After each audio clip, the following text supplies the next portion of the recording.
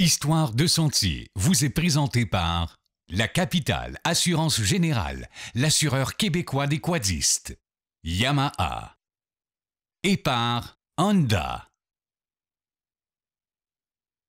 Salut tout le monde, bienvenue à Histoire de Sentier. Cette semaine, je vous amène dans l'un des plus beaux coins du Québec, la Côte-Nord. Parce qu'il y a plein de beaux spots qu'on va découvrir ensemble. Aujourd'hui, on commence par les Escoumins. Vous allez capoter, on va voir des belles vues, pas des films, mais des beaux paysages.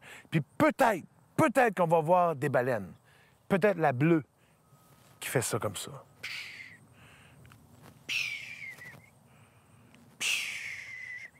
Bon chaud. Ça, c'était une grosse intro, là. Oh là là, je suis brûlé.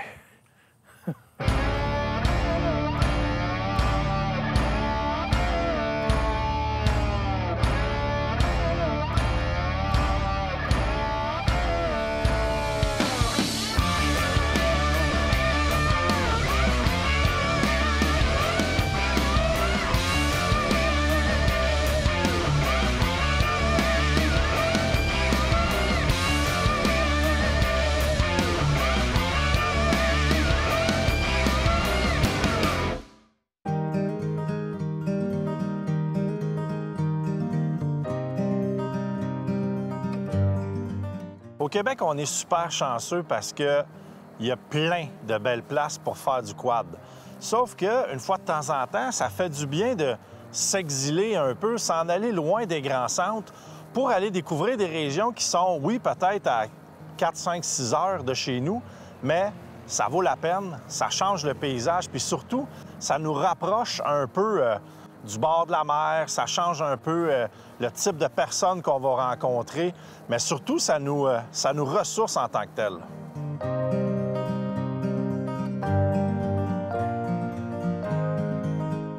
Oui, la Côte-Nord, c'est une très belle région touristique, surtout l'été. Notre grande période touristique, c'est l'été, du mois de mai jusqu'au mois d'octobre. Notre produit d'appel principal, bien sûr, c'est les croisières aux baleines. En hiver, c'est la motoneige, puis on développe le quad là, présentement, comme on va faire aujourd'hui, faire une visite de la région touristique de la Haute-Côte-Nord. On a toujours connu la Côte-Nord comme une place où il y avait abondamment de neige, donc c'est une place où souvent le tourisme motoneigiste va aller pour aller se promener. Et la réputation de la Côte-Nord pour recevoir la clientèle motoneigiste était déjà faite. Donc, les gens du tourisme Côte-Nord se sont un peu basés sur ces piliers-là qui sont habitués de recevoir les touristes motoneigistes pour les aider à construire des boucles pour amener le tourisme quadiste.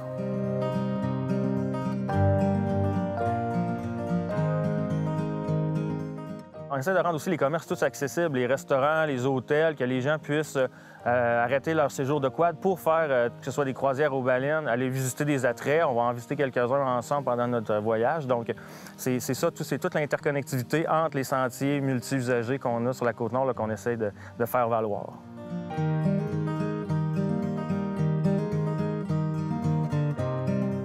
Notre première destination pour le voyage sur la Côte-Nord, ça a été les Escoumins. C'est une place qui est vraiment le début ou l'entrée, si on veut, sur la Côte-Nord. C'est un endroit très touristique qui est reconnu par tous les gens qui font n'importe quelle sorte de tourisme, camping, VR. Il y a du monde qui vont aller le faire en vélo. Et là, les Escoumins nous ouvrent la porte à nous, les quadistes, pour qu'on puisse aller profiter de la belle nature et surtout profiter de la proximité qu'il y a aux Escoumins avec la mer.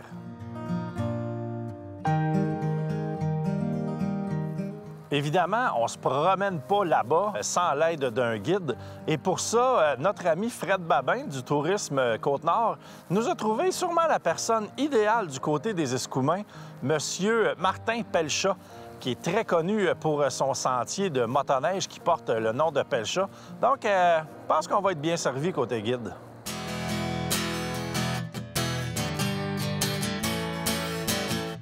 Moi, mon père, ça fait une quarantaine d'années et plus qu'il avait parti l'entreprise familiale. C'est sûr qu'on a commencé petit, mais là, aujourd'hui, on est rendu avec 36 chambres, 36 unités avec piscine extérieure chauffée, la restauration en face et tout. Ça va très bien. Nous, on vit beaucoup dans le tourisme estival, mais là, présentement, on travaille beaucoup dans le quad. Dans la motoneige, ça fait plus de 35 ans qu'on est là-dedans, mais dans le quad, là, ça fait vraiment, pour dire, un 6-7 ans qu'on s'implique là, à fond là, avec notre municipalité, l'ATR, puis le Club Quad Haute-Côte-Nord. Puis là, ça fait exactement 2 ans qu'on a inauguré vraiment les sentiers TQ90, TQ50, avec les entrées de la traverse Trois-Pistoles, Escoumins, Forestville, Rimouski, puis avec le village, notre maire des Escoumins qui pousse le quad à fond de ce temps-ci.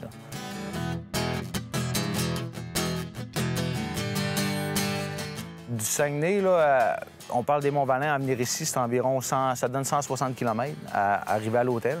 Puis ensuite de ça, on se donne encore un bon 200 km, 260 km à la Baie-Comeau.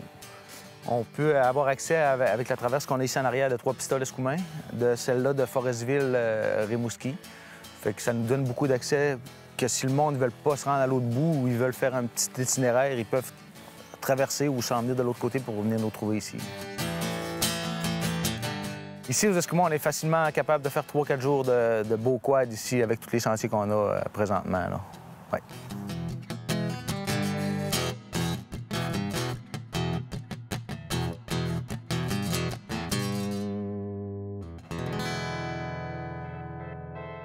On aime beaucoup quand vous nous envoyez des photos sur Facebook de vos randonnées, de vos accomplissements. Et cette semaine, c'est Roger qui nous envoie une photo. Regardez ça, il est en Gaspésie avec une vue imprenable, extraordinaire. Ils ont monté là avec leurs grosses machines puis ils sont bien heureux.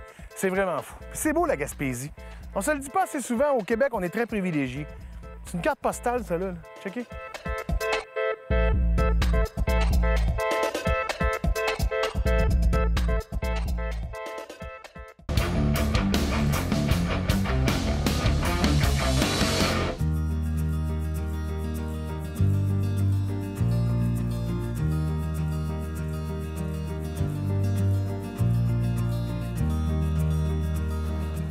Le village des Escoumins, c'est vraiment un beau petit village touristique. Le village est vraiment construit pour être juste à côté du fleuve Saint-Laurent.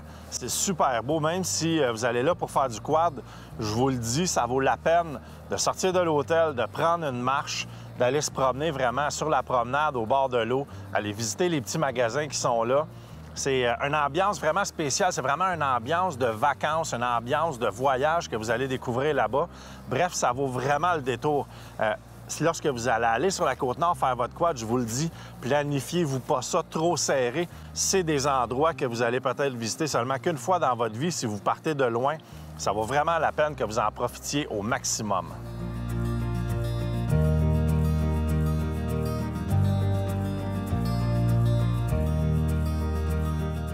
Les Escoumins, on est situé environ à 3 heures de Québec, environ à 5 heures de Montréal. Ça se fait très bien en voiture. On a le traversier à prendre à Tadoussac. Ça nous fait un petit arrêt parfois pour regarder les baleines là, sur le traversier. Puis du traversier à venir ici, ça donne environ une demi-heure de Tadoussac.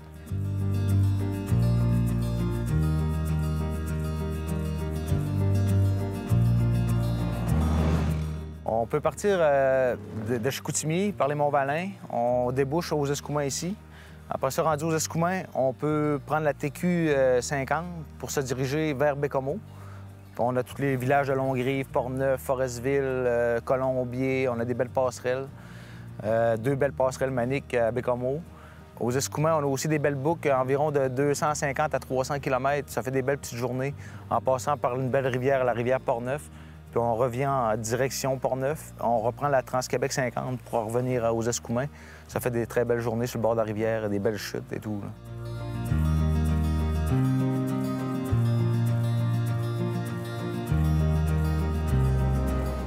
Il y a beaucoup de secteurs, même du village des Escoumins, où on peut rouler un peu en quad sur les accotements pour faciliter l'accès justement à certains commerces. Il y a aussi à partir des Escoumins qu'on peut monter en pourvoirie. Il y a plusieurs pourvoiries sur le chemin de la ZEC qui sont accessibles. Le chemin de la ZEC qui est le fun à rouler, mais il y a également les pourvoiries qui sont accessibles. On peut se faire un petit trip de pêche facilement. À partir de notre entreprise, nous, quand le client arrive à notre hôtel, c'est sûr qu'on a tout pour les servir. La station d'essence juste à proximité, le restaurant, notre hôtel, puis on a l'atelier Brisson-Gagné pour les réparations de motoneige, puis le représentant Kawasaki, mais il répare toutes les sortes de modèles de VTT et de motoneige aussi.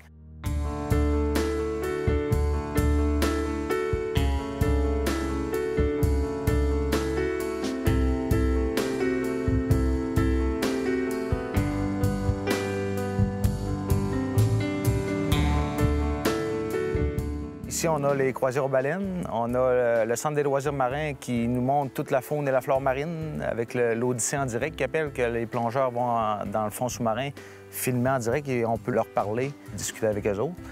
Ensuite de ça, on a la pêche en forêt et puis la pêche au saumon, c'est qui est beaucoup prisée depuis qu'ils ont enlevé le barrage. Le saumon monte beaucoup. On a une réserve indienne. On a des restaurants dans le village aussi. On a 2 bons restaurants de fruits de mer. On a la poissonnerie ici en arrière, puis on a le restaurant Le Boulot des Escoumins en face de mon hôtel. On a de très bons fruits de mer là, à l'année. Ensuite de ça, on a quand même un hôpital. On a tout, qu'est-ce qu'il faut pour les touristes ici aux Escoumins. Là. On a tout pour accueillir le monde ici. Là.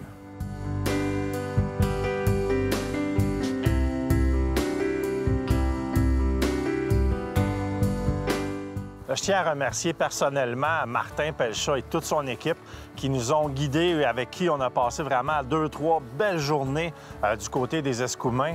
Et je vous le dis, là, c'est des gens très accueillants, sont super gentils et on va se revoir en motoneige, ça c'est certain.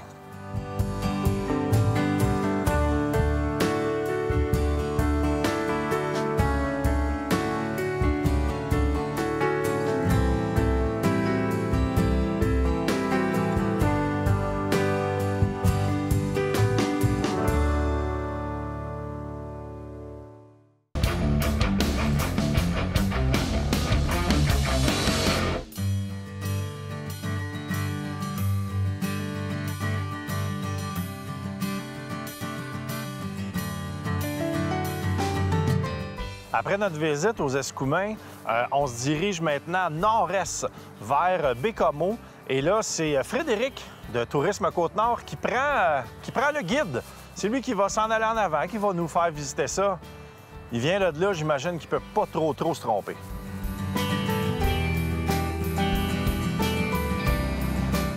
La Côte-Nord, ça commence à Sacré-Cœur-Tadoussac, ça va jusqu'à Blanc-Sablon, puis au nord, ça va jusqu'à Fermont.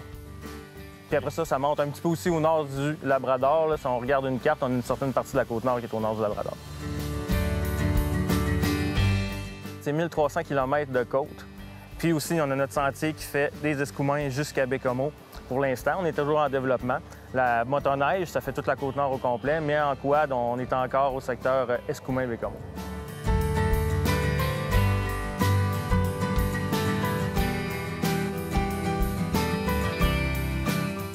La région de la Côte-Nord, c'est une belle et une grande région. C'est un peu méconnu du monde du quad parce que c'est tellement fait sur le long que c'est dur un peu de dire on va aller là-bas puis on va tout faire la Côte-Nord au complet. C'est même presque impossible. Donc, les gens là-bas ont commencé à travailler tranquillement pour être sûrs de bien réussir leur projet. Ils ont travaillé tranquillement pour réussir à développer des boucles qui sont intéressantes pour les quadistes. Ça ne donne rien d'arriver du jour au lendemain et de forcer quelqu'un à leur dire « Vous partez d'ici puis vous avez 600 km à faire pour vous rendre au prochain village ». C'est pas ça nécessairement qui attire la clientèle quadiste. Donc là-bas, ils ont travaillé sur des belles petites boucles autour du village, autour de chaque communauté pour vraiment mettre ça accessible à tout le monde.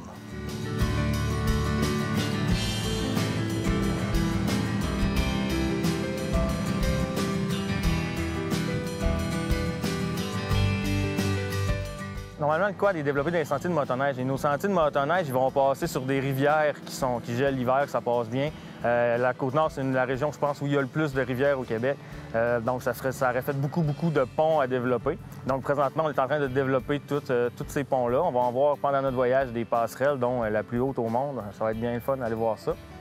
Puis aussi, il y a tous les secteurs de sentiers de motoneige qui passent dans les zones où ils sont plus humides, plus inondés. Bien, l'hiver, il n'y a pas de problème, mais l'été, il faut que ce soit ensablé puis enroché. Donc, les clubs travaillent là-dessus très fort présentement.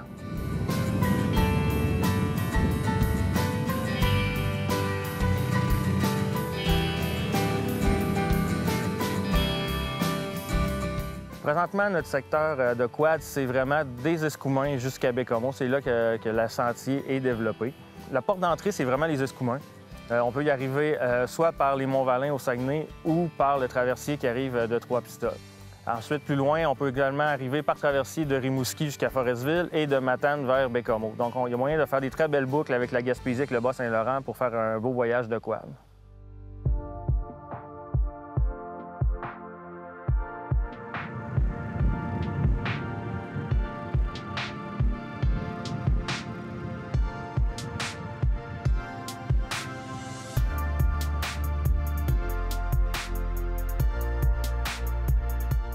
Évidemment, lorsqu'on va rouler si proche que ça avec l'eau, avec la mer, on n'a pas même le choix, une fois de temps en temps, d'aller faire une belle petite visite au bord de l'eau. On est allé à Port-Neuf-sur-Mer, premièrement, à un quai, là où normalement il y a beaucoup plus d'action en plein été. Là, c'était plutôt tranquille. On avait une journée assez venteuse, mais ça nous a donné un peu l'impression ou le feeling de ce que ça peut donner pour une belle journée de vacances. Juste au bout du camping à Port-Neuf-sur-Mer, il y a quelque chose d'assez exceptionnel. Il y a une belle grosse pancarte qui dit que juste les VTT ont le droit d'aller au bord de l'eau. Évidemment, vous pouvez y aller à pied, j'imagine, en vélo, peu importe, mais c'est vraiment clôturé pour que seulement que les VTT puissent aller au bord de l'eau.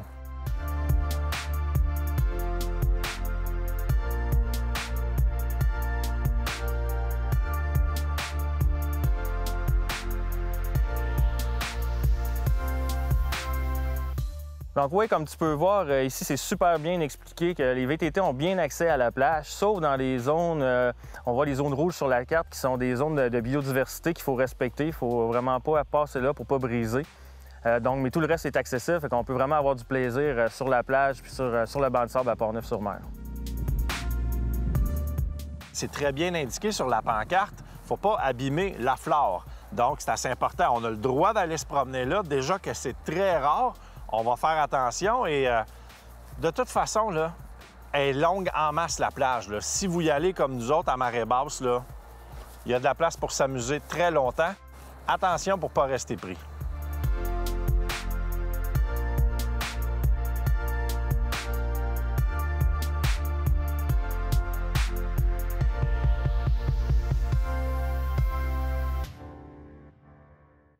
Vous avez envie de faire une randonnée de quad avec moi, Ken et l'équipe d'Histoire de Sentier? Eh bien, voici votre chance. Allez participer sur Facebook au concours pour gagner une randonnée avec nous au Rabasca Lodge dans le coin de Fermeneuve. Ça va être malade. Vous allez découvrir un endroit paradisiaque, mais surtout aussi deux gars extraordinaires remplis d'humour et de bédaine. Vous allez capoter sur moi et Ken.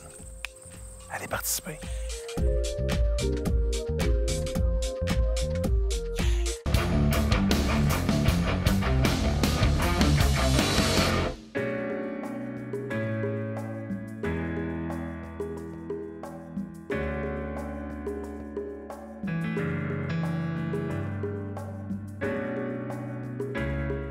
Évidemment, je l'ai déjà dit, lorsqu'on va sur la Côte-Nord, planifiez votre voyage avec beaucoup de temps de libre.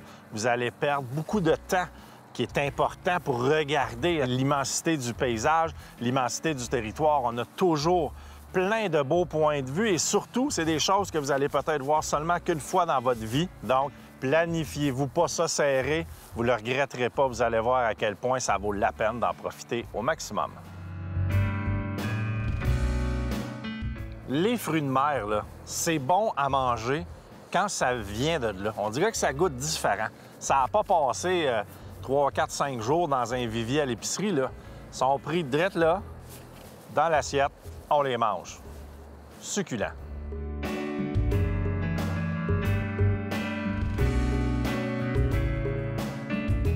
Tout le long de la côte, les restaurants qui offrent des fruits de mer, des clubs au crabe, filets de morue, tout est super frais. Quand c'est le temps du homard, souvent même, on va avoir beaucoup de viviers. Vous allez pouvoir choisir vous-même votre homard. Quand on va payer un prix plus élevé, on va avoir une très, très, très belle assiette. On va aller faire quelques restaurants ensemble où ils servent des fruits de mer, puis tu vas voir, là, t'en as pour ton argent. Donc, puis ça se poursuit jusqu'à la fin octobre sans problème, les fruits de mer frais qui sont fournis dans les différents restaurants. Dans le fond, il y a plusieurs attraits, plusieurs places où on peut arrêter. C'est de bien découper son voyage par étapes.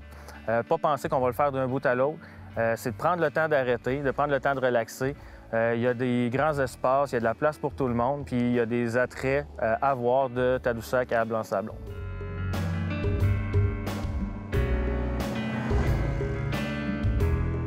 Il faut planifier parce qu'il y a certaines distances à respecter parce qu'il peut y avoir des centaines de kilomètres entre chaque ville ou village. Il faut regarder pour notre essence, bien sûr, si on est en quad, là, bien regarder comme il faut, mais on est super bien desservi tout le long, là, surtout le long de la 138. Là, bien sûr, on a tous les services qu'il faut là, puis pour servir la clientèle touristique, que ce soit en VR, en quad, en motoneige, il n'y a aucun problème pour ça. On est arrêté à Forestville. À Forestville, c'est un village qui offre absolument tous les services pour les VTT. Ensuite, on a continué notre périple jusqu'à la passerelle de Bétiamite, là, qui était un de nos objectifs, là, aller te montrer ça. C'est la plus récente des passerelles qu'on a faites ici. Donc, on a fait cette passerelle-là au-dessus de la rivière Bétiamite pour ne pas avoir à emprunter la 138 pour la sécurité des quadistes et des motoneigistes.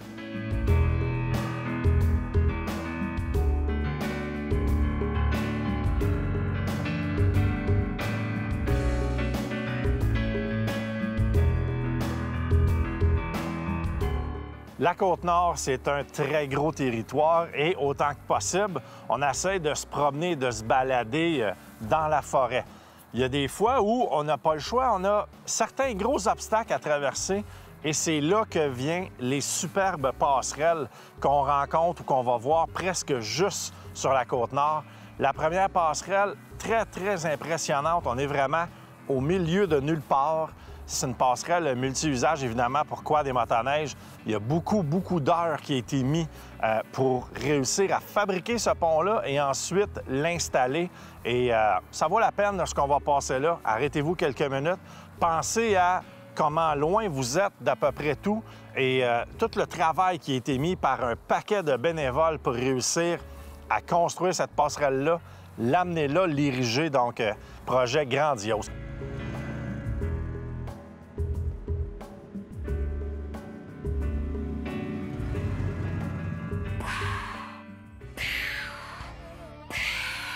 J'espère que vous avez apprécié le show. On se revoit la semaine prochaine. On va être encore sur la Côte-Nord. Oh! Prends une tendinite. T'aurais pas dû faire ça pendant une demi-heure. Oh!